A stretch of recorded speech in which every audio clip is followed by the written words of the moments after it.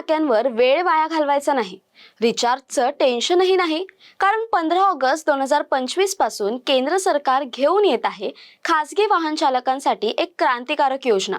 FASTag आधारित वार्षिक pass. Car, jeep, van यांसारख्या खासगी वाहनांसाठी केवळ 3,000 रुपयांत अखंड 1 वर्षाचा टोल फ्री प्रवास शक्य होणार आहे. म्हणजेच ना पुन्हा पुन्हा फास्टॅग रिचार्ज करण्याची गरज, ना टोलवर थांबायची वेळ. एका वर्षात 200 प्रवासांपर्यंत किंवा वर्ष संपेपर्यंत जे आधी पूर्ण होईल तिथपर्यंत हा पास वैध असणार आहे. या योजनेमुळे टोल नाक्यांवरील लांबच लांब रांगा आता इतिहास जमा होतील, कारण टोल वसुलीची प्रक्रिया होईल पूर्णपणे डिजिटल, रोख व्यवहार मुक्त आणि झपाट्याने कार्यक्षम.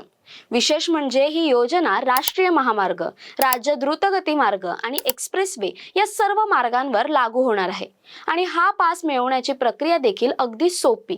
NHAIच्या संकेतस्थळावर, हायवे ट्रॅव्हल ॲपवर आणि रस्ते वाहतूक मंत्रालयाच्या पोर्टलवर तो सहज उपलब्ध होणार आहे. आधीच फास्टॅग वापरणारे वाहनधारक थेट त्यांच्या विद्यमान खात्यातूनच ही योजना सक्रिय करू शकतात.